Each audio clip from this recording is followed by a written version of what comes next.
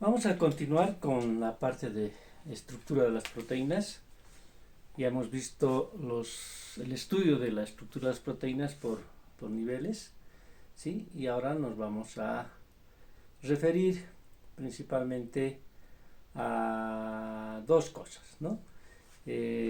Un método muy útil, complementario, más bien el método informático hoy de poder predecir por lo menos la estructura de las proteínas en forma tridimensional a través de un ordenador, de una computadora, es complementario al método que se utilizó inicialmente y que es la base en realidad para definir la estructura de las proteínas, y como veremos más adelante también fue crucial, ¿no?, en la definición de la estructura del DNA, ¿no? Ese método se llama cristalografía de rayos X.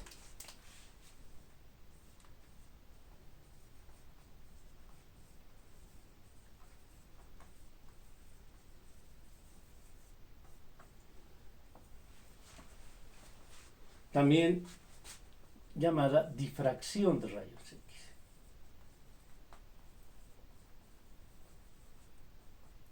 Ambos nombres se refieren a lo que realmente son, ¿no? El primero, cristalografía, que quiere decir un análisis de los cristales, ¿no?, a través de los rayos X. Y difracción de rayos X es en realidad la base del método, ¿no? Este método está fundamentado en el hecho de que las ondas en general, ¿sí?, todas las ondas, sin escapar ninguna de ellas, desde las ondas que llaman ondas físicas, ¿no?, como el sonido, se llaman físicas ahí porque deben tener un medio físico en el cual desplazarse, ¿no? El sonido es el claro ejemplo. Si no hubiese aire o agua o un metal, etcétera, por más que golpeemos y generemos una onda de sonido, no va a viajar, ¿no? El sonido viaja en el aire a unos 1200 kilómetros por hora, ¿sí? Depende tanto de la temperatura del aire, la densidad del aire, etcétera, pero viaja mucho más rápido, por ejemplo, en el agua, ¿no?, porque es más densa, y obviamente en un metal, ¿no? Un metal viaja a velocidades mucho más altas, ¿ya? Y también están sujetas a este fenómeno las ondas llamadas electromagnéticas, ¿sí?, que van, no sé si lo hemos mencionado alguna vez, van desde las ondas de radio, de televisión, las microondas, la luz infrarroja, la luz visible, la luz ultravioleta, ¿sí?, los rayos X, ahí están los que nos interesan, y más adelante pues las radiaciones alfa, beta, gamma, y finalmente las ondas electromagnéticas de mayor energía, que son los rayos cósmicos, ¿no? Todo es un espectro muy grande. Tal vez sería bueno repasarlo un poquito, ¿no? Decíamos el espectro electromagnético.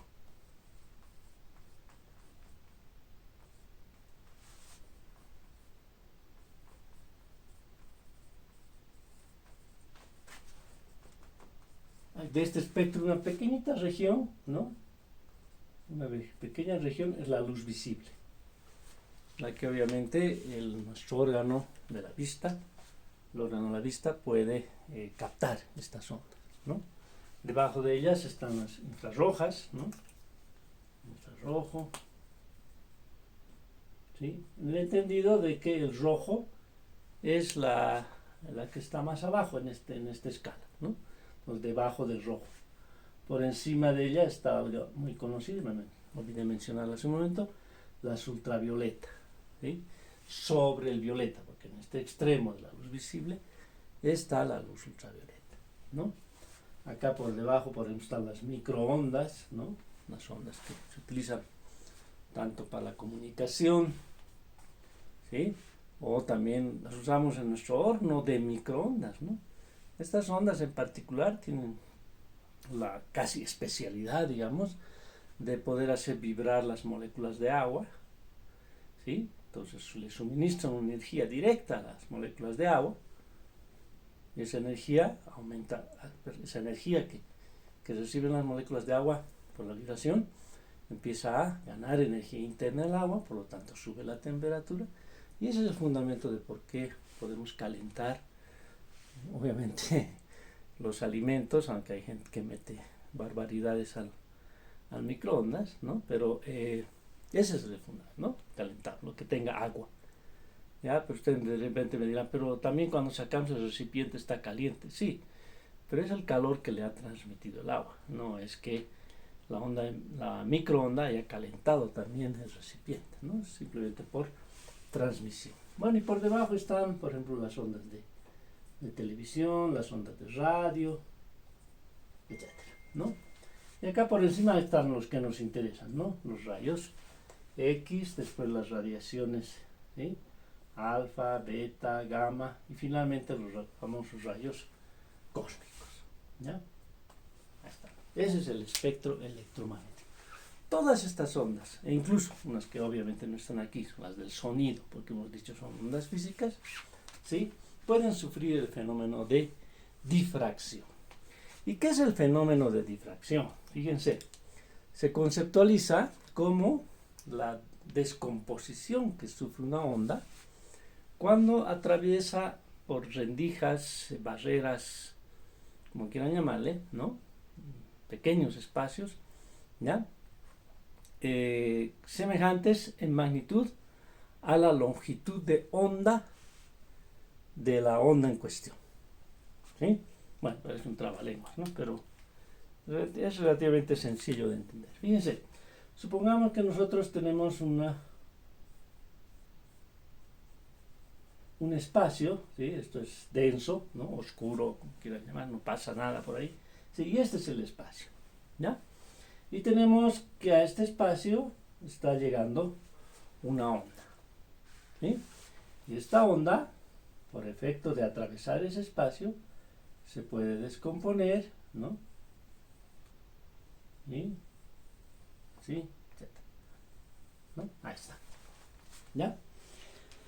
La onda, ustedes saben, tiene diferentes componentes, ¿no? Uno es la amplitud, ¿sí? La amplitud, ¿ya?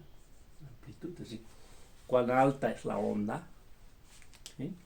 Y otra que sí nos interesa mucho, otro parámetro de las ondas, es la longitud de onda, ¿sí?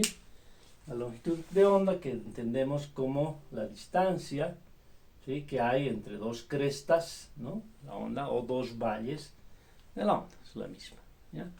Y hay otra medida que es la frecuencia. La frecuencia tiene básicamente dos formas de interpretarla. Es el número de ondas que se pueden generar en un determinado tiempo, o también se puede entender como el número de ondas que hay en una determinada distancia, ¿ya? Entonces depende de la onda o el tipo de descripción que vayamos haciendo. En este caso nosotros nos interesa sobre todo la longitud de onda, ¿sí? Decíamos, una onda se difracta, se descompone al atravesar una rendija de un orden de magnitud de la longitud de onda. ¿Qué quiere decir esto? Que si la longitud de onda, ¿no?, es en Armstrongs, 10 a la menos 10 metros, ¿sí? La rendija también tendrá que tener ese orden de magnitud. Es decir, una rendija, pues, imagínense, ¿no?, el espacio medido en Armstrongs, es decir, ya, obviamente, no lo podríamos percibir con la vista, ¿ya? O si la onda está, por decirlo algo, en nanómetros, ¿no? 10 a la menos 9 metros, ¿sí? Esto es 10 a la menos 10, ¿no? Para que se acuerden, 10 a la menos 10, 10 a la menos 9. Si la onda tiene una longitud de onda en micras, 10 a la menos 6, ¿sí? O en milímetros, 10 a la menos 3, o en metros, ¿no? 1, ¿ya? Las rendijas deben tener ese orden de magnitud. Sí, es el caso del sonido, ¿no? ¿Por qué el sonido se difracta fácilmente? Porque parece que doblara la curva, ¿no? Es decir, diese vuelta una barrera por el fenómeno de difracción. Como el sonido tiene longitudes de onda ya grandes, centímetros, metros, etcétera. Básicamente cualquier objeto, ¿no?, en un ambiente se comporta como una rendija, ¿no? Entonces difracta el sonido fácilmente, ¿ya? En cambio, por ejemplo, la luz visible tiene un orden de magnitud en nanómetros, ¿sí? Nanómetros. Entonces ya los espacios obviamente son muy pequeñitos. Por eso es que la luz visible parecería que siempre viaja en línea recta, ¿no? Aunque entre una barrera, la sombra seguimos viendo en línea recta, ¿sí? Pero no es tan cierto. Si se analiza a nivel ya muy pequeño, es decir, en el orden de la longitud de onda, podemos ver que incluso cuando la luz toca un borde de una pared, etcétera, sufre un fenómeno de difracción, ¿no? Entonces pueden fijarse muy fácilmente si yo hago sombra muy cercano de una pantalla, ¿no?, voy a poder ver muy nítida la línea del objeto con el que estoy haciendo sombra. En cambio, si coloco el objeto lejos de la pantalla, en una pared, por ejemplo, ¿no?, van a ver que su línea ya no es tan fina, ¿no? Es un poco difusa, ¿sí? ¿Por qué? Porque la longitud de onda en algo se ha descompuesto. Entonces hay varios puntos a los que llega la luz. Y eso obviamente nos da una línea borrosa, si quieren llamarlo, ¿eh? Bueno, ese es el fenómeno de difracción, ¿ya? Obviamente, ¿cómo se aplica esto en las proteínas? Fíjense, ustedes han debido ver, me imagino con el doctor Nogales en química, cuando estaba avanzando estructura atómica, ¿no?, que las distancias, ¿no?, entre el protón, el electrón, las distancias entre átomos, las distancias entre moléculas, etcétera, está en el orden de los Armstrongs, ¿ya? Esta es, en todo caso, la medida, ¿no?, de la distancia entre los componentes atómicos. Por ejemplo, ¿no?, el electrón que gira alrededor del protón lo hace aproximadamente a 0,5 Armstrong de distancia, ¿ya? Es un valor muy pequeñito, ¿no? Ahora, entre dos átomos que están formando un enlace, etcétera, ya la distancia es un poco más grande, ¿no?, pero siempre en el orden de los Armstrong, ¿sí? Entonces, nosotros queremos difractar los rayos X, debemos buscar, ¿no?, un espacio que haya entre, por ejemplo, dos átomos, ¿no?, porque esa es la distancia que puede difractar el rayo X, ¿ya? Entonces, bajo ese concepto, ¿sí?, ya hace mucho tiempo, imagínense, para el descubrimiento del DNA, los años 50 ya se utilizó este método, y para los que estaban estudiando proteínas también ya empezaron a usar este método, ¿no? Y en realidad los cristalógrafos, los que estudian cristales, que son principalmente, por ejemplo, en esos tiempos lo hacían los geólogos, ¿sí?, para el análisis de minerales, etcétera, ya usaban la cristalografía de rayos X, ¿no?, antes de los años 50. Lo único que recién, más o menos en la década de los 40 a los 50, empezó a usarse la cristalografía de rayos X en materia orgánica, porque recién fue posible purificar de tal manera la materia orgánica que pudiésemos tener cristales, ¿no? Entonces, ¿en qué consiste el método? Fíjense, no sé si alguna vez ustedes han percibido, por ejemplo, que cuando la luz llega, ¿sí?, a una rendija muy pequeña, digamos, un pequeño espacio en la puerta, ¿no?, que está cerrando una habitación que está oscura, la cierran, ¿no?, pero hay una rendijita en la puerta por cualquier defecto, y llega la luz, ustedes pueden ver frente en la pared, no van a ver una línea, ¿sí?, la línea de la rendija, ¿no?, van a ver como si hubiera varias fallas en la puerta, varias rendijas, pero ven la puerta y es una sola rendija, pero en la pared ven varias rendijas. Entonces, ese es el fenómeno, ¿no? Ese fenómeno. Acá ocurre, ¿no?, que cuando, por ejemplo, estas dos ondas, ¿sí?, que se han formado por la descomposición de esta grande, están en fase, ¿sí?, estamos sumando las amplitudes, ¿no? ¿Ya? ¿Sí? En cambio, cuando llegan en desfase, ¿sí?, esto se anula, ¿ya? Entonces, en términos de que estemos viendo, por ejemplo, luz, ¿no? Estamos hablando de la luz visible, ¿sí? Esto veríamos luz, ¿no? Luz, y esto veríamos oscuro. ¿Sí? Entonces, es por eso. En realidad, ¿qué estamos diciendo? Que nosotros podemos obtener una imagen, ¿no? Una imagen. ¿Ya? Ahora, este principio también es aplicable a cualquiera de estas ondas, ¿no? Entonces, ¿qué es lo que hicieron o qué hacían los cristalógrafos ya desde hace mucho tiempo? Supongamos un cristal muy sencillo. Uno de los más sencillos es los cristales cúbicos, ¿no? Por ejemplo, el cloruro de sodio. ¿Ya? Entonces aquí tenemos, por ejemplo, un sodio, aquí tenemos un cloro, aquí tenemos otro sodio, aquí tenemos otro cloro. ¿Sí? Voy a aplicarlo relleno. Aquí hay otro cloro, aquí un sodio, etc. ¿No? Entonces, estas distancias, recuerden, están en el orden de los Armstrongs. Por lo tanto, si en todo caso llegara, ¿no?, un rayo X, ¿sí? No, ya no X de desconocido, ¿no?, sino los famosos rayos X, los que se usan para hacer radiografías, etc. ¿Ya?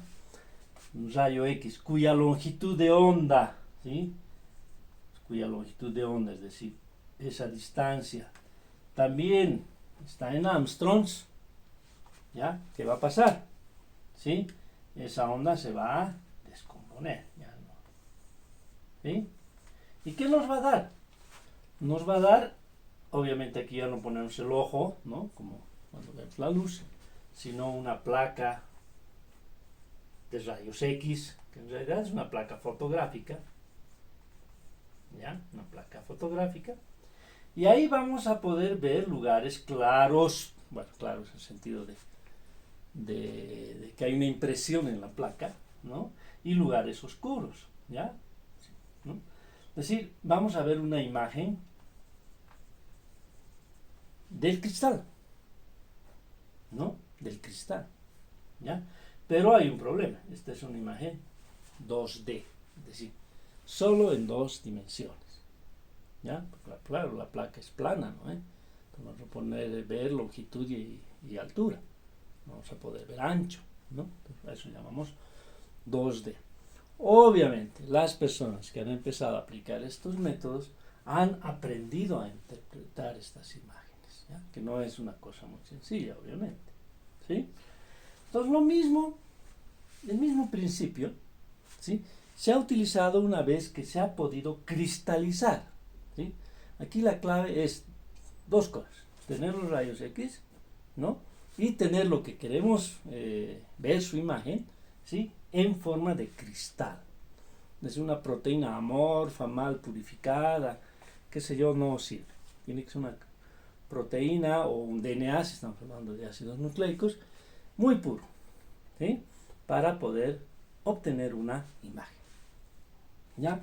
Entonces, esa es la famosa cristalografía de rayos X para el análisis de proteínas. Vamos a referirnos a otro aspecto de las proteínas que es muy interesante y que va a tener varias aplicaciones más adelante para ustedes, ¿no? Como por ejemplo el tratamiento que puede sufrir una proteína por el calor, por el cambio de pH, por el cambio de fuerza iónica, o cuando alguna vez ustedes hacen un análisis ya, por ejemplo, cromatográfico, las proteínas, ¿sí?, o electroforético, ver la forma de hacerlo en su forma nativa o en su forma, como diríamos, desnaturalizada, ¿no? Vale decir, no totalmente deshecha, pero parcialmente rota en diferentes etapas de su estructura, ¿no? Esto se llama el proceso de desnaturalización y renaturalización de las proteínas, ¿ya?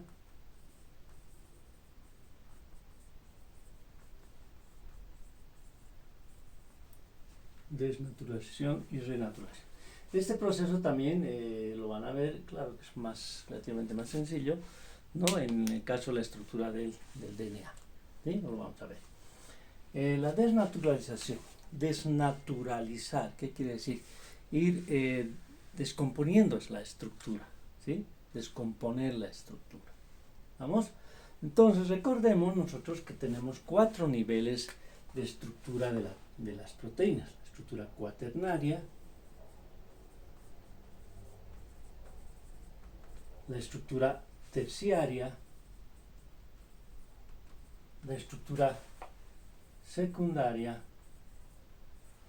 la estructura primaria, e incluso podríamos llegar a decir, bajando, no podemos llegar a tener los aminoácidos en forma suelta, libre, ¿ya? Entonces, a esto llamamos ir descomponiendo las proteínas. Voy a romper la estructura cuaternaria para llegar a la terciaria. Voy a alterar la estructura terciaria para llegar a la estructura secundaria. Voy a deshacer esos dobles enlaces, esos puentes de hidrógeno para llegar a la estructura primaria. E incluso podríamos decir, voy a digerir la proteína, ¿no? Química o enzimáticamente, para tener los aminoácidos sueltos, ¿ya? Entonces, esta es una especie de repasito también de lo que hemos ido hablando de cuáles son los factores que intervienen en cada una de estas estructuras para que se formen estas estructuras, ¿sí? Y cómo podemos ir modificando, alterando, molestando a esos factores para ir bajando de nivel de la proteína, ¿no? Entonces recuerden, ¿no? La estructura terciaria, la estructura cuaternaria se da porque varias cadenas, 2 o más cadenas de proteínas, ¿sí?, se asocian, ¿sí?, para formar un complejo proteico. Eso lo habíamos dicho, ¿no? Estructura cuaternaria es de complejo proteico, ¿ya? ¿Cuáles son esos factores? Ya lo hemos dicho. Por ahí todavía algún puente de hidrógeno que haya quedado, digamos, factible de formarse, ¿sí? O una atracción iónica entre esas cadenas que existen, o algo muy importante, fuerzas de Van der Waals, ¿no? Es decir, pueden encajar también, ¿no?, esas cadenitas, esas proteínas, que pues adquieren una forma de complejo, ¿sí? Hay varios ejemplos. Los ribosomas, por ejemplo, un complejo proteico muy alto, ¿no?, de muy alto nivel. Ya, y hay varias proteínas ahí, ¿no?, que encajan perfectamente formando incluso los cuerpos de los ribosomas, la subunidad pequeña, la subunidad grande. ¿Estamos? Bueno. Ya. Lo que sí de repente no participan en este proceso son los enlaces disulfuro, ¿sí? Antes llamados puentes disulfuro, hoy ya correctamente se está llamando enlaces disulfuro, ¿sí? ¿Por qué? Porque ya son enlaces verdaderos, ¿no? Entonces, si había la posibilidad de formar un puente disulfuro, de repente ya se dio en la otra etapa, ¿no?, de la secundaria a la terciaria, ¿ya? Entonces ahí sí dejamos de lado. Entonces repetimos, ¿no? Puentes de hidrógeno, ¿sí? Atracciones iónicas, ¿ya? No estamos hablando de enlace iónico, ¿no?, por si acaso, cuidado. Una cosa es atracción iónica, que por ahí hay un aminoácido cargado positivo y otro negativo. Se puede dar una atracción, no hay formación de un enlace, es decir, no le quita un aminoácido un electrón al otro y el otro se lo regala. Ahí sí estamos hablando de un enlace, ¿sí?, iónico. Aquí no, atracción iónica, ¿ya? Y decíamos las famosas fuerzas de Van der Waals, ¿no? ¿Ya? Fuerzas de Van der Waals. Bueno, pues yo quiero que algo se rompa aquí, ¿sí? Es de repente suficiente con alterar alguno, ¿no? Por ejemplo, puentes de hidrógeno. ¿Cómo puedo molestar a los puentes de hidrógeno? A los puentes de hidrógeno los puedo molestar colocando algo que compita con puentes de hidrógeno, ¿sí? A eso se llama un competidor de puentes de hidrógeno, ¿sí? Competidor de puentes de hidrógeno. Una excelente molécula competidora de puentes de hidrógeno es la urea, ¿sí? La urea, ¿no? Una molécula relativamente sencilla, ¿no? Vamos a pintar aquí para que vean por qué es tan buen competidor de puentes de hidrógeno. Es esa. ¿Ya? Carbono, oxígeno, no. Tiene nitrógenos, tiene hidrógenos, tiene oxígeno, todo como para quitarle, robarle la posibilidad de hacer puente de hidrógeno a cualquier otra molécula. ¿Sí? Entonces es algo que se usa bastante en laboratorio. ¿Ya? Cuando quieren hacer un análisis de proteínas tanto desnaturalizadas para poder separarlas muy bien solamente por el tamaño, que no intervengan otros factores de forma principalmente, ¿no? Se ataca a esas proteínas con urea, ¿no? Entonces todas las mezclas de proteínas se van a desnaturalizar y las voy a poder separar muy bien por el tamaño. ¿Ya? Entonces para eso sí. ¿Sí? O atracciones iónicas, ¿no? Atracciones iónicas, por ejemplo, puedo yo modificar el pH, ¿sí? O sea, este va a actuar a este nivel, ¿no? A este nivel, ¿sí? ¿Me han entendido? ¿Ya? Un cambio de pH. Un cambio de pH.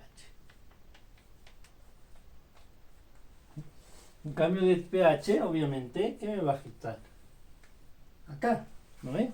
Porque un cambio de pH puedo modificar aquello que era positivo hacia negativo, negativo hacia positivo, etc. O volverlo todo positivo, volverlo todo negativo, ¿no? Sabemos que en un pH ácido, ¿sí? Todo se carga, o sea, bastante ácido, claro, obviamente sin llegar al extremo, porque eso ya me puede cambiar otras cosas, me va a volver todo positivo, ¿no? Entonces ya no va a haber un positivo o negativo que se atraiga, entonces se puede separar, ¿no? O propongo en un medio básico, ¿no? Todo se vuelve negativo, entonces ya también no va a haber esa atracción, se va a separar, ¿ya? De repente con lo que sí no puedo yo jugar es con las fuerzas de Van der Waals, ¿no? Es decir, va a ser muy complicado que yo encuentre un competidor de forma, ¿no? Hemos hecho un resumen, muy resumen de lo que significan fuerzas de Van der Waals. Es muy complejo, ¿ya? Pero a la larga es lo que define cuánto se puede acercar un átomo, una molécula a otra molécula, etcétera, ¿no? Entonces es muy, muy complicado meterse con fuerzas de Van der Waals, ¿ya? Ahora, entonces, si yo modifico el pH, si pongo un competidor de puentes de hidrógeno, voy a romper esta estructura cuaternaria, ¿no es cierto? Esa asociación de cadenas, y las voy a tener en su forma terciaria, ¿sí? Ahora, ¿quiénes actúan en la fuerza, en la composición o el paso de secundaria a terciaria? Los mismos, ¿no? Puentes de hidrógeno, atracciones iónicas, fuerzas de Van der Waals. Se suma uno, ¿sí? Aquí, más, ¿no? Los enlaces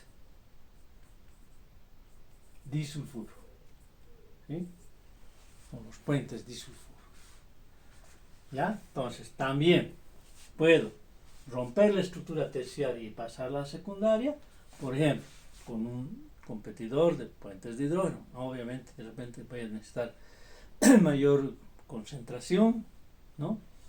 de urea.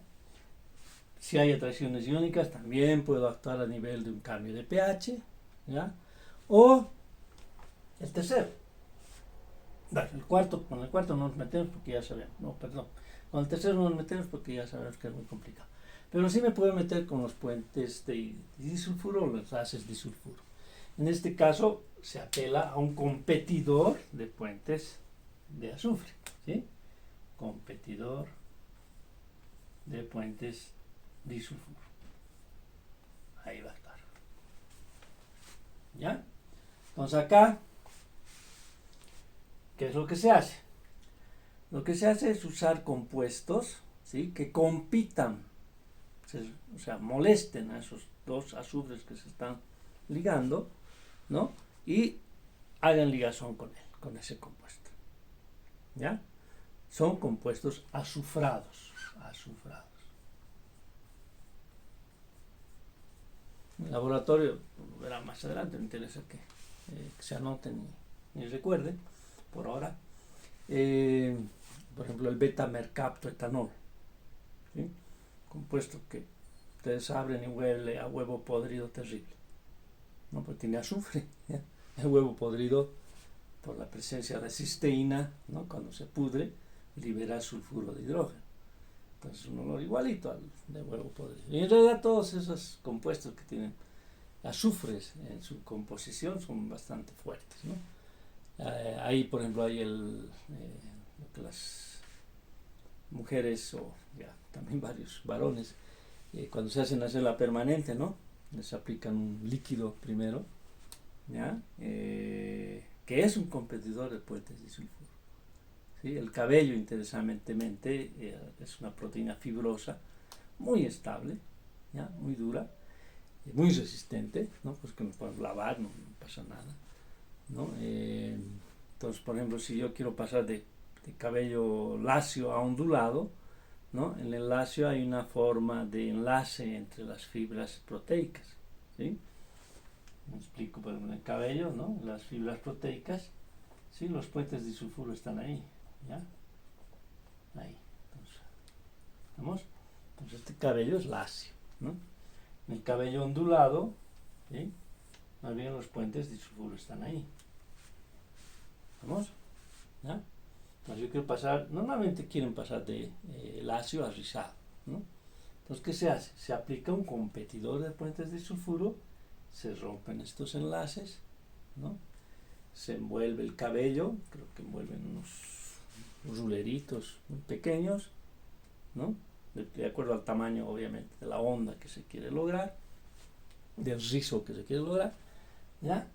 Y luego se neutraliza, ¿no? Se neutraliza y los puentes, es decir, se neutraliza, que se elimina ese competidor y los puentes disulfuro del cabello vuelven a formarse, ¿no? Pero ya como están cerca, así ondulados, lo hacen así, ¿no? Entonces pasa de un cabello lacio a un cabello ondulado. Otra vez va al revés, ¿no? ¿Ya? Obviamente esto no significa que de aquí en adelante voy a ser ondulado, ¿no? Cabello que venga por detrás creciendo va a volver a ser así, ¿ya? Porque eso está determinado genéticamente, ¿no? Porque si no, pues si yo quiero tener hijitos con el cabello ondulado, pues me voy a hacer una base días antes y no, eso no funciona, ¿no? Tiene que ser a través de un tratamiento químico muy severo. Por eso es que a veces dicen las señoras principalmente, ay, la peluquera me ha quemado el cabello, ¿no? Entonces si se ha pasado en la aplicación de estos competidores, etcétera, y realmente pues el cabello ya queda cualquier cosa, ¿no? Es decir, no es ni así, ni así, ni nada, ¿ya? Entonces, obviamente la ventaja es que vuelve a crecer, ¿no? Entonces no hay problema, ¿ya?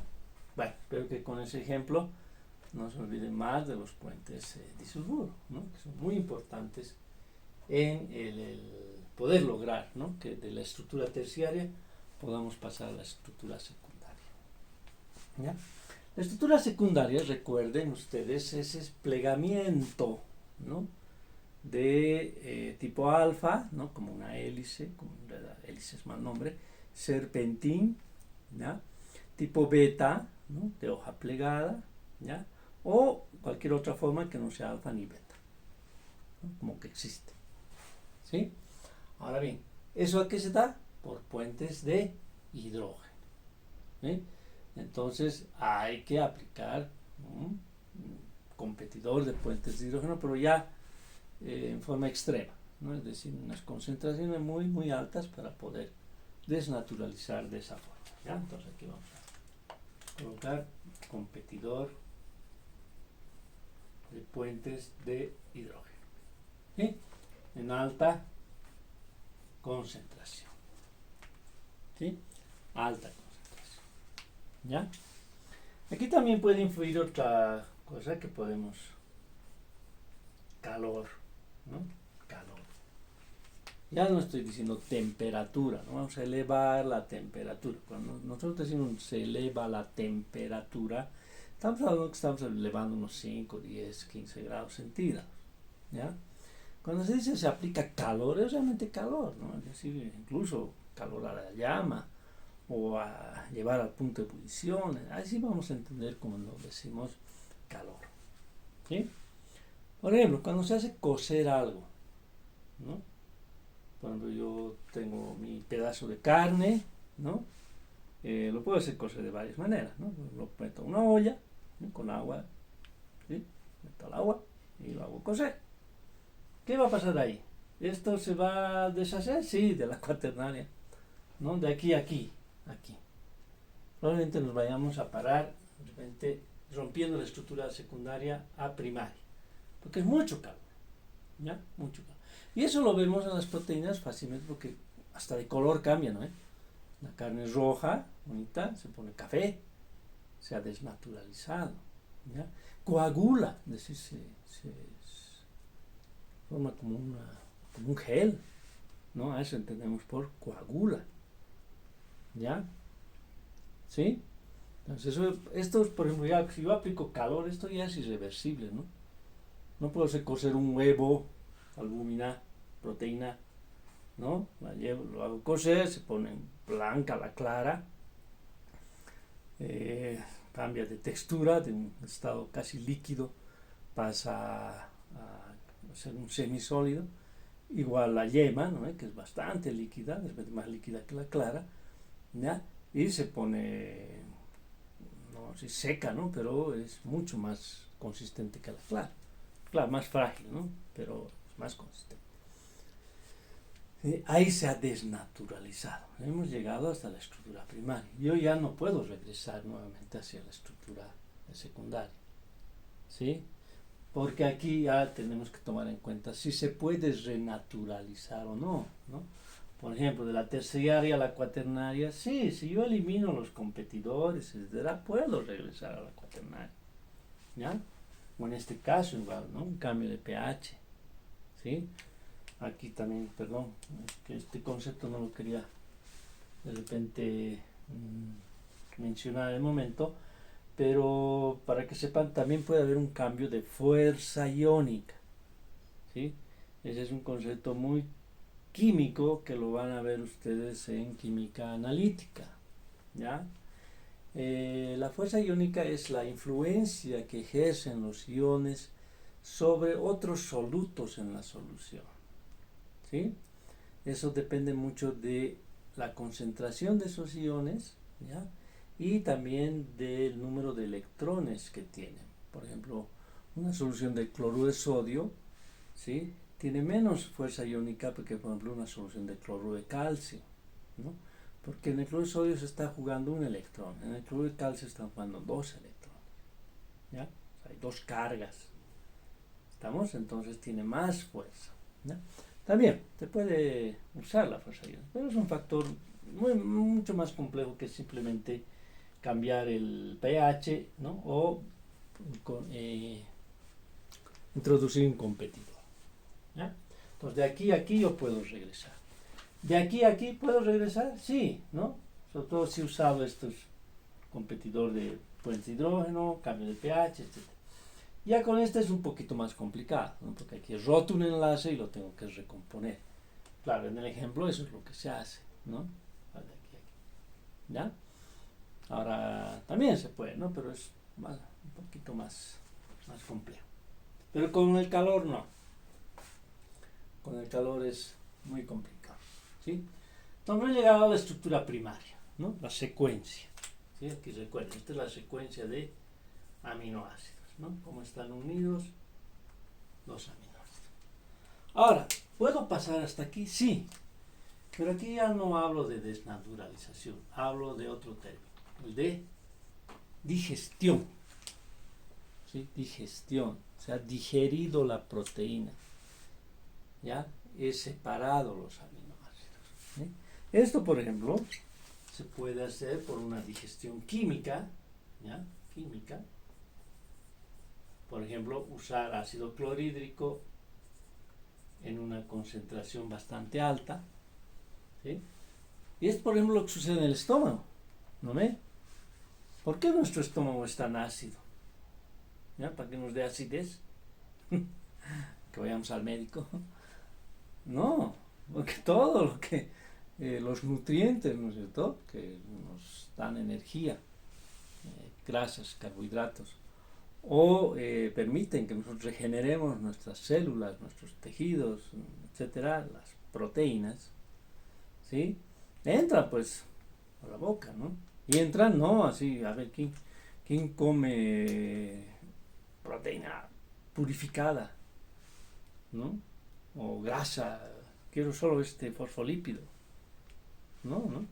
En realidad hay una diferencia que es importante de repente mencionar. Nutriente, alimento, ¿sí? El nutriente son azúcares, son lípidos, ¿sí? Son proteínas. Los ácidos nucleicos, obviamente, se puede obtener energía de ellos, ¿sí? Pero no se consideran propiamente nutrientes por su pequeña cantidad, ¿ya? Pero no es que no sirvan, no podrían servir, sí podrían servir, ¿sí? Alimento es una forma, ¿sí?, combinada de nutrientes. La carne, ¿qué tiene la carne? Tiene agua. El agua también es considerado un nutriente, por si acaso, ¿sí? Tiene agua, la mayoría, ¿no? La mayor parte del alimento es agua, así nos parezca bastante seco, no es tan seco, ¿sí? Tiene, bueno, por ejemplo, si hablo de un pedazo de carne, tiene proteínas, tiene grasas, tiene un poquito por ahí de azúcar, pero muy poco, ¿ya? Entonces, una forma combinada, ¿no? Es decir, en realidad nosotros muy rara vez comemos, bueno, no tan muy rara vez, porque, por ejemplo, la sacarosa, el azúcar de mesa, ¿no? Ese es de repente el único alimento que tiene casi exclusivamente un nutriente, ¿sí? Y un nutriente muy particular, ni siquiera para decir azúcares, un azúcar, la sacarosa, casi un 99% de pureza, el azúcar de saquillo, ¿ya? Los demás alimentos son formas combinadas de nutrientes, más abundantes en uno que en otro, ¿no? Entonces la diferencia entre nutriente y alimento, ¿sí? Entonces decíamos, ¿no? Los alimentos, esa mezcla de nutrientes, ingresan por vía oral, ¿sí? Ya alguno de ellos, incluso con la saliva, puede irse rompiendo, ¿no? Pero no es el caso de las proteínas, ¿eh? Sí es el caso de los azúcares, ¿no? Entonces ya empieza el proceso de digestión, por ejemplo, del azúcar. Las proteínas no, las proteínas lo que hacemos al mascar es romperlas y dar más superficie de contacto, que es muy importante, ¿no? Para que, por ejemplo, el jugo gástrico actúe sobre la proteína, ¿sí? Siempre nos han dicho, no masca bien, ¿no? Los papás, los abuelitos, este chico no masca nada, todo entero se lo traga, ¿no? Ya se afecta a la digestión y a la nutrición, obviamente la digestión se hace difícil y de repente no se absorben todos los nutrientes que podrían absorberse de ese alimento si estuviese un tanto más deshecho, ¿no? Entonces que tenga mayor superficie de contacto. ¿Ya? Entonces ahí actúa, por ejemplo, el ácido clorhídrico. El ácido clorhídrico va a ir rompiendo los enlaces entre aminoácidos, ¿ya? ¿Sí? Obviamente no todo concluye ahí. Incluso tenemos una forma de asegurarnos realmente que la proteína va a estar totalmente rota, ¿sí? Cuando pasa al duodeno, ¿ya? Duodeno, 12 dedos, ¿no? Es una porción del intestino pequeña, 12 dedos mide de largo, por eso se llama duodeno, ¿ya? Donde ahí se segregan tanto la bilis, ¿no? Bueno, la bilis tiene que ver con la digestión de las grasas, ¿ya? Aquí estamos hablando de las proteínas. ¿Qué tiene que ver con la digestión de las proteínas? El jugo pancreático, ¿sí? Las enzimas del páncreas, proteasas. El páncreas es un órgano muy complicado, ¿no? Fíjense, produce proteasas que destruye o rompe a las proteínas, ¿sí? Y a veces puede incluso autodestruir el páncreas, porque el páncreas obviamente está hecho de células y las células están hechas de proteínas, ¿no? Esas son las famosas pancreatitis, ¿sí? La pancreatitis es un trastorno muy, muy severo.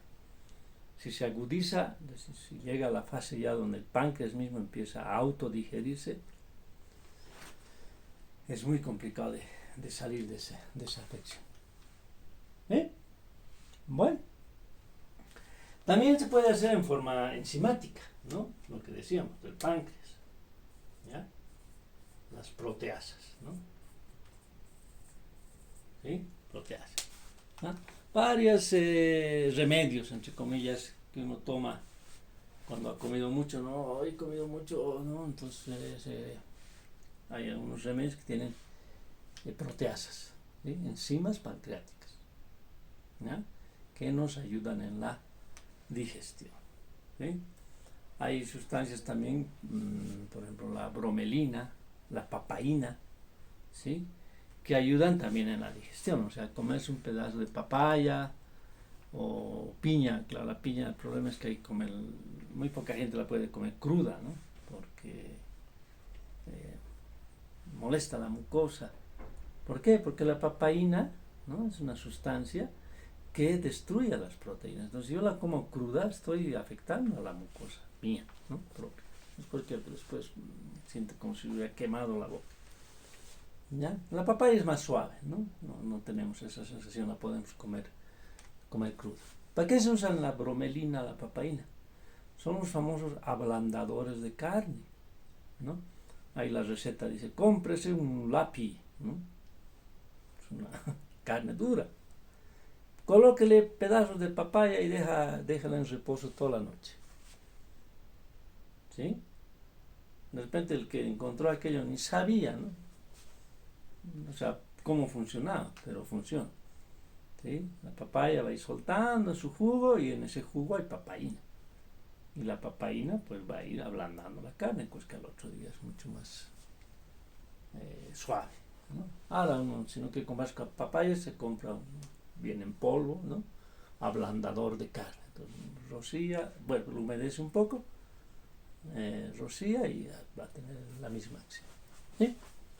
Bueno, entonces esperemos que con ese ejemplo no se olvide, ¿no? Desnaturalización, de ir hacia abajo. Renaturalización, ir hacia arriba. Obviamente es más fácil desnaturalizar y más complicado renaturalizar. ¿Sí? Bueno, ahí quedaremos.